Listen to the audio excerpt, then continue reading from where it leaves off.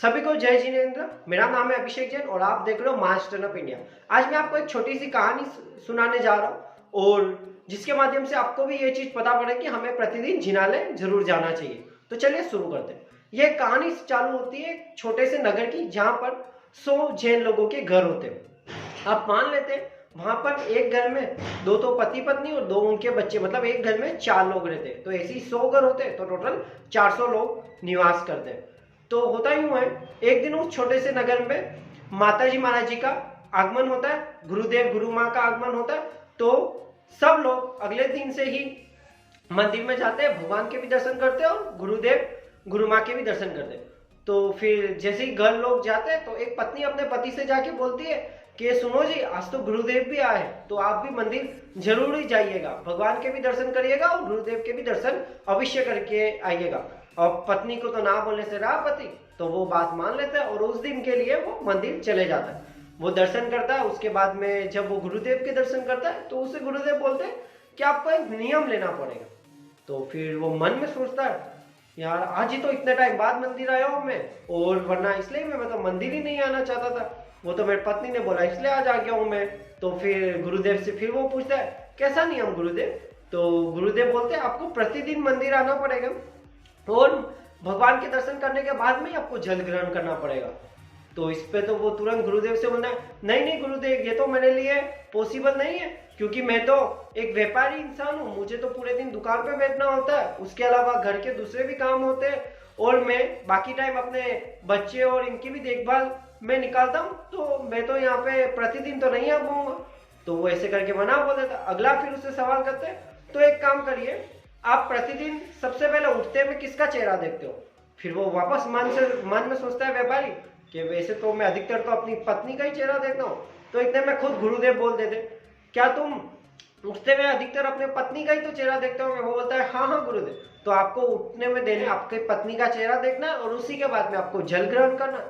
इस पे व्यापारी दो में हाँ बोल देता है कि हाँ ठीक है, ये काम तो मैं कर ही सकता हूँ, मैं इस नियम को स्वीकार करता हूँ। और फिर वो दर्शन करके व्यापारी अगले दिन से ये काम करना चालू कर देता है। जैसे ही वो उठता है, सबसे पहले उठते में अपने पत्नी का चेहरा देखता है और उसी के बाद में जल ग्रहण करता है। 5 से 6 दिन वो लगातार करता है। इसी से उसके क्या हो जाता है, जैसे ही वो 5-6 दिन लगातार ये चीजें करने लग जाता है, उसके व्यापार में भी अच्छी तरह से बढ़ोतरी होने लग जाती है और ज्यादा पैसा आने लग जाता है। तो वो व्यापारी भी खुश खुश होने लग जाता है, अरे वाह क्या मस्त नियम दिया गुरुदेव के आशीर्वाद से, और इतने अच्छे नियम से ही मेरे तो कितना व्यापार में पहले से भी ज्यादा लाभ होने लग गया। अब एक दिन की बात है, एक दिन होता क्या है, एक दिन छुट्टी का टाइम होता है, रविवार का टाइम होता है। और एक और चीज बता दूं, वैसे उस व्यापारी की पत्नी का नाम होता है धर्मिष्ठा नाम होता है, जिसे वो प्यार से सोना के पुकारता है। तो संडे का दिन होता है, तो वो व्यापारी तो सो रहा होता है और उस दिन कुछ 8 बजे तक उठा होता है और 7 बजे ही उसकी जो पत्नी होती है वो उस घाट में ही एक जंगल के पास की तरफ एक कुआं होता है, तो उस तरफ कुएं से पानी लेने के लिए चले गई होती है। अब वो 8 बजे जैसे ही उठा होता है व्यापारी, उसे बहुत ज्यादा प्यास लग रही होती है, भूख लग रही होती है। वो अब इधर उधर सब जगह घर में अपनी पत्नी को ढूंढ रहा है, उसे तो दिखाई नहीं होती है। 4 मंजिल का उसका घर होता है, पूरी तरह ऊपर से नीचे तरह ढूंढने जाता है अपनी पत्नी को, लेकिन उसे तो कोई नजर नहीं आती। वो एक ही चीज मन में सोचता है कि आज अगर मैंने जिनालय जाके भगवान के दर्शन करने का नियम लिया होता तो मैं अभी तक तो दर्शन करके जल ग्रहण भी कर लेता, लेकिन पत्नी का मुंह का मैंने तो नियम ले लिया। अब फिर क्या करे, वो नियम का भी पक्का इंसान। तो वो क्या करता है कि लोगों को पूछने लग जाता है, आपने क्या मेरी पत्नी को देखा है क्या? तो कोई इंसान बोलता है हाँ, वो तो उधर कुएं की तरफ जाते हुए हमने देखा था। तो हुआ ही कुछ ऐसा होता है, उसी तरफ जहां वो जंगल में गई होती है को, तो वहां पर क्या एक कुम्हार भी गया होता है। एक कुम्हार गया होता है जो अपने साथ में एक गधा ले मटकिया लगा के वहां गया होता है, क्योंकि उस कुम्हार को वहां उस जंगल में क्या है, वो एक ऐसी जगह मिली होती है जहां पे बहुत सारा सोना उसको वहां पे नजर आता है। तो वो कुम्हार क्या करता है, सारा सोना लेता है, अपनी मटकियों में भरता है और उसके ऊपर रेत डाल देता है। तो फिर जैसे ही कुम्हार आ रहा होता है, कुम्हार के पीछे आती है व्यापारी की जो पत्नी होती है धर्मिष्ठा, वो भी आ रही होती है। अब होता यूं है, कुमार आगे आगे चल रहा है अपने गधों के साथ में, उसमें सोना डाल के, और उधर पीछे से धर्मिष्ठा आ रही होती है। तो जैसे ही आगे से वो व्यापारी देखता है, तो वो देखते हुए चिल्लाता है, मैंने सोना को देख लिया, मैंने सोना को देख लिया। अब वो तो अपनी पत्नी को बुला रहा होता है। तो वो क्या बोलता है, मैंने सोना को देख लिया, मैंने सोना को देख लिया। इधर वो कुमार जो सोना लेके आया वो डर जाता है, वो बोलता है धीरे बोलो, गांव के लोग उठ जाएंगे, सबको पता हो जाएगा, धीरे बोलो। वो और जोर से चिल्लाने लगा, मैंने सोना को देख लिया। फिर वो कुमार उसके कान में जाके बोलता है, किसी को बोलना मत, तुमने सोना देख लिया यूं, तुम्हें पता भी है मेरे पास पूरा 40 किलो सोना है। कितना? 40 किलो। 40 किलो सोना, अपन दोनों आधा आधा बांट लेंगे, लेकिन तुम गांव के उन लोगों को मत बुलाओ। जैसे ही वो कान में बोलता है, वो तो था बनिया, तो वो बोलता है ठीक है, लेकिन चलो अब मेरे को पास में जाके दिखाओ, अब क्या पता नकली भी हो, तुम झूठ बोल रहे हो। तो वो उसे कुमार पास में ले जाता है और मटके में दिखाता है, बात तो सही होती है, सचमुच का सोना होता है। तो वो क्या बोलता है व्यापारी, इस तरफ वाला तुम्हारा सोना, इस तरफ वाला मेरा।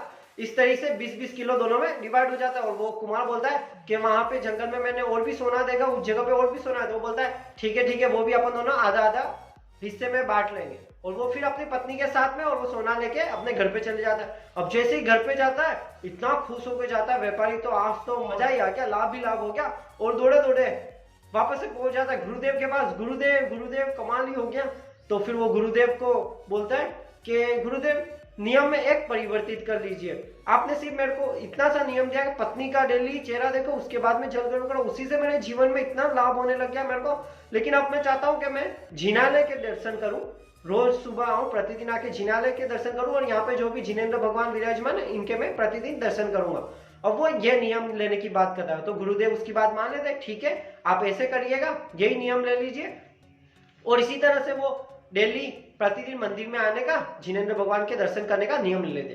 तो हमें भी प्रतिदिन अपने पास में, अपने गांव में जो भी अपने नजदीकी मंदिर है वहां पे प्रतिदिन जाना ही चाहिए। अपने जिनालय में जाके अपने जो भी जिनेंद्र भगवान वहां पर विराजमान है उनके दर्शन जरूर करने चाहिए। इसके कई सारे लाभ। एक लाभ तो यह है कि आपकी जो नकारात्मक ऊर्जा होती है वो एक सकारात्मक ऊर्जा में परिवर्तित हो जाती है। एक जो आप काम कर रहे होते हैं, अपनी डेली रूटीन का जो भी काम कर रहे होते हो, जैसे कोई व्यापारी हो, कोई नौकरी पेशा हो, उसमें भी उसकी बढ़ोतरी होने लग जाती है। और एक भगवान का आशीर्वाद भी हमें सुबह सुबह मिल जाता है। शुरुआत जो अपने दिन की होती है वो भी बहुत अच्छी तरीके से हो जाती है। तो इसी तरह अपने प्रतिदिन मंदिर में आप भी जरूर जाइएगा, जिनालय में जाकर जिनेंद्र भगवान के दर्शन जरूर करिएगा।